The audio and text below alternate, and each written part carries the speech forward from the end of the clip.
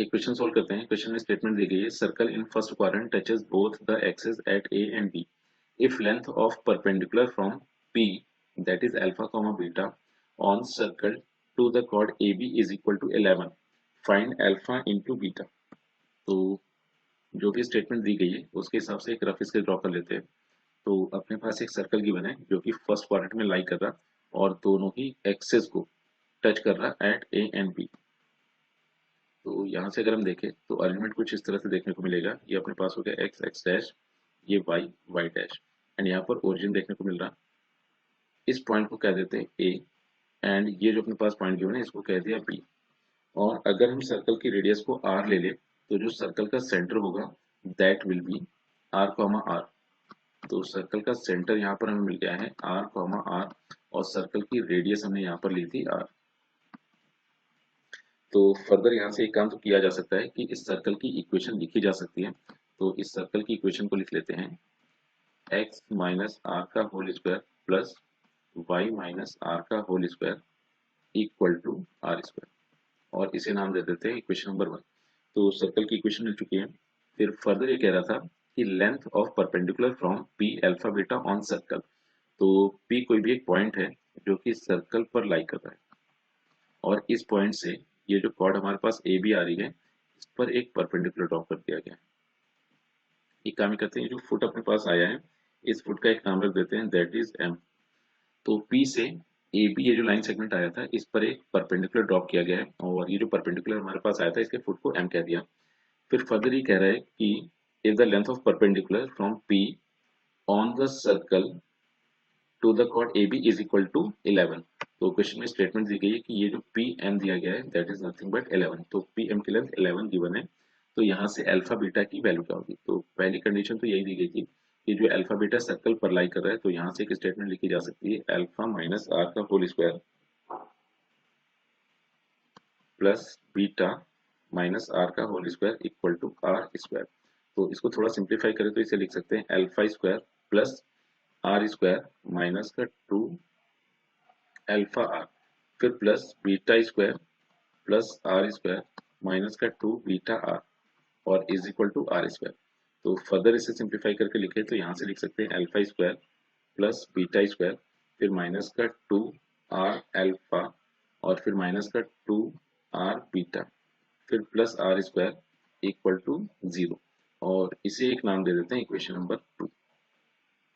तो अभी equation number 2 हमें मिल चुकी है। एक काम करते हैं, थोड़ा इसको एडजस्ट करके और लिखा जा सकता है that is alpha square plus beta square, और अगर हम यहाँ से देखें माइनस का 2 आर जैसे कॉमन किया तो ब्रैकेट में अल्फा प्लस बीटा मिल गया, और फिर प्लस आर स्क्वायर एस्टीज आ गया इक्वल टू 0। यही इक्वेशन नंबर 2 गिवन थी। अच्छा, फिर फर्दर एक काम ये कर लेते हैं कि ये जो अपने पास कॉर्ड ए बी गिवन है, ये जो भी कॉर्ड ए बी लिखी हुई है इस कॉर्ड ए बी की इक्वेशन लिखी जा सकती है। तो कॉर्ड ए बी की इक्वेशन हम ऐसे लिख सकते हैं X plus Y equal to R. अगर हम देखें तो यहाँ पर ये जो एक्स इंटरसेप्ट मिल रहा था ये भी आर गिवन था, वाई इंटरसेप्ट ये भी आर गिवन था।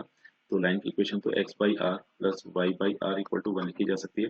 फर्दर सिंप्लीफाई करें तो इसे X plus Y equal to R लिखा जा सकता है। तो इसे ऐसे लिख दिया X plus Y minus R equal to 0। अब हुआ ये कि अल्फा कॉमा बीटा की इस लाइन से परपेंडिकुलर डिस्टेंस कैलकुलेट कर लेते हैं यूजिंग परपेंडिकुलर डिस्टेंस फॉर्मूला। तो इस तरह से अगर हम देखें तो पी एम को यहाँ पर लिखा जा सकता है mod of alpha comma beta की इस लाइन से परपेंडिकुलर डिस्टेंस। तो ये अपने पास हो गया alpha plus beta minus R divided by square root of 2, और इसकी वैल्यू क्वेश्चन में 11 गिवन थी।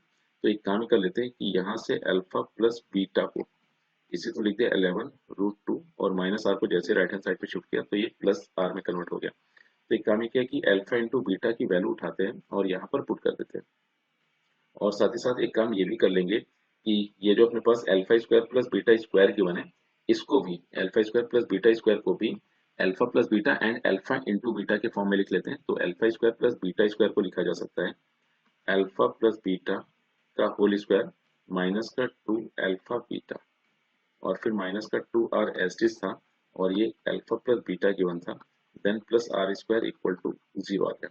तो अब अगर हम यहाँ से देखें अल्फा प्लस बीटा की वैल्यू तो ये अपने पास दी गई है that is 11 square root of 2 plus R का होल स्क्वायर, और फिर माइनस का 2 अल्फा बीटा।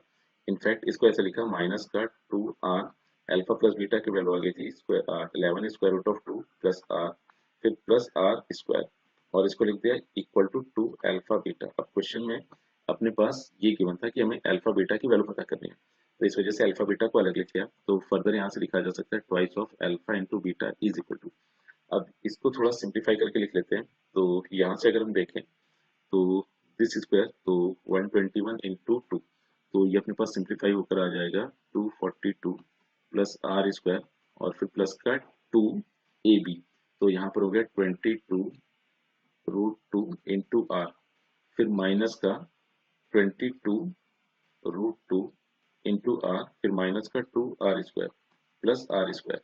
तो ये 2 अल्फा बीटा की वैल्यू मिली। फर्दर सिंप्लीफाई करें तो 2 alpha beta is equal to, ये अपने पास आ गया 242 और फिर R square plus R square, और ये माइनस के 2 आर स्क्वायर से कैंसिल आउट हो जाएगा, और साथ ही साथ 22 रूट 2 आर और 22 रूट 2 आर ये भी कैंसिल आउट हो जाएगा। तो ट्वाइस ऑफ अल्फा बीटा की वैल्यू 242 देखने को मिली।